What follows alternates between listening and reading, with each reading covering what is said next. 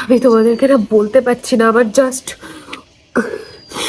কথাটা এইখানে আটকে আসছে, মুখ দিয়ে না বেরোচ্ছে না আমার। একটা প্যারাসিটামল 650, সাথে অ্যান্টিবায়োটিক, দিনে একটা করে 5 দিনের জন্য। না মানে জলে শুয়ে শুয়ে ভিডিও বানালে ঠান্ডা তো লাগবেই।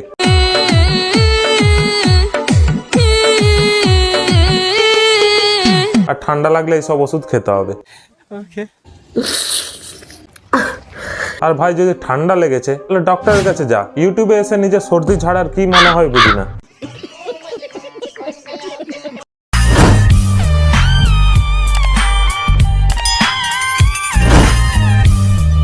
আশা করি তোমরা সবাই এই মামুনিকে চেনো, যারা চেনো না তাদেরকে বলে রাখি, এই মামুনি হচ্ছে পাবলিক প্লেসে নিজের নৃত্য পরিবেশন করে।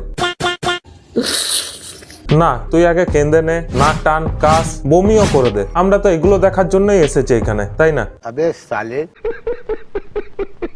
আমি এই মুহূর্তে ভিডিওটা শুট করতাম না, পরিস্থিতির চাপে বাধ্য হয়ে একরকম এই ভিডিওটা আমি এখন শুট করতে বসেছি।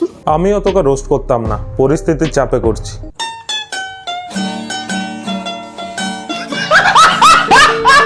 কোনো ক্রিয়েটার যদি এটা বলে যে আমি এই ভিডিওটা বানাতাম না, এটা হচ্ছে ভাই ইউনিভার্সের সব থেকে বড় মিথ্যা কথা।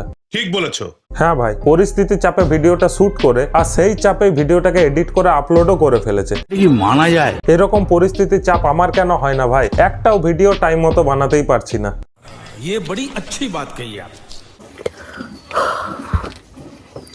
হ্যাঁ আমার ঠান্ডা লেগেছে। বললাম তো একটা প্যারাসিটামল খেলে ঠিক হয়ে যাবে, এর জন্য ইউটিউবে এসে ভিডিও বানানোর কি দরকার ভাই? নিঃসন্দেহে তুই ঠিক কথা বলেছিস। আমি তোমাদেরকে না বলতে পারছি না, আমার জাস্ট কথাটা এইখানে আটকে আসছে, মুখ দিয়ে না বেরোচ্ছে না আমার। গলা দিয়ে বেরোচ্ছে না তো পেছন দিয়ে বের করে দে। এমনিতেও তো কন্টেন্টের নামে পটিই করিস। আমি তোমাদেরকে বলতে পারছি না। না ভাই, এ তো যা করছে খুব সিরিয়াস ম্যাটার মনে হচ্ছে। গাইজ একদম হাসাহাসি করো না, চলো দেখি সিরিয়াস ম্যাটারটা কি। ওকে, ব্যাপারটা আর কিছুই না, ব্যাপারটা হচ্ছে কিছু আমার নাকি বিয়ে ঠিক হয়ে গেছে।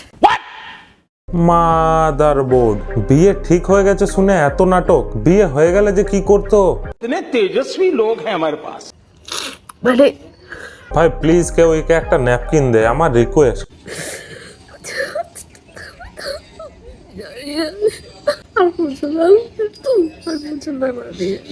এর মধ্যে কি তুষার কাপুরের আত্মা ঢুকলো নাকি? কি ভাষায় কথা বলছে?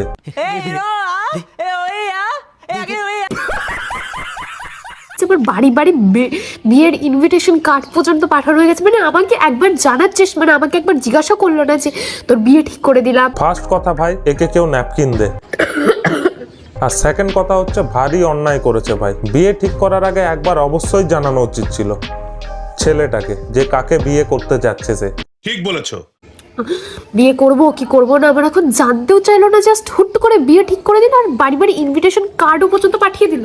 হ্যাঁ, কারণ তারাও জীবনের বাকি দিনগুলো একটু সুখে শান্তিতে কাটাতে চায়। আমার ইচ্ছার বিরুদ্ধে, আমার বিয়ে করার ইচ্ছা নেই এখন, তাও আমাকে বিয়ে দেবে জোর করে। আমি দেখবো যে ভাই প্লিজ কেউ একে একটা ন্যাপকিন দে।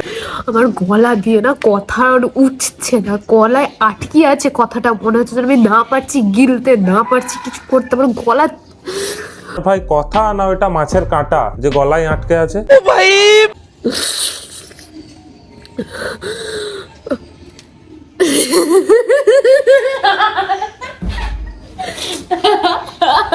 ইসরে বেচারি কষ্টে পাগল হয়ে গেছে। আমি তোমাদের সঙ্গে প্র্যাঙ্ক করলাম।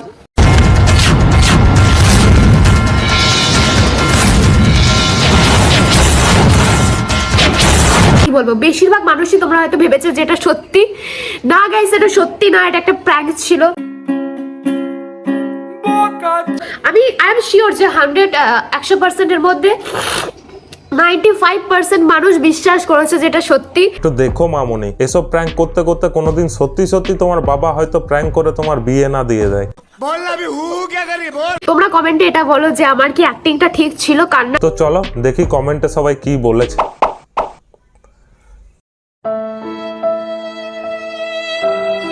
পেয়ে গেলে আনসার? এসব নাটকগুলো দেখার পর যে একে বিয়ে করবে, আমার ভাই পার্সোনালি তাকে দেখার খুব ইচ্ছা আছে। তো ভিডিওটা আজকের মতো এখানেই শেষ করলাম। যদি ভিডিওটা ভালো লেগে থাকে তাহলে আমার উপরেও প্র্যাঙ্ক করে চ্যানেলটাকে সাবস্ক্রাইব করে দাও। দেখা হচ্ছে পরের ভিডিওতে।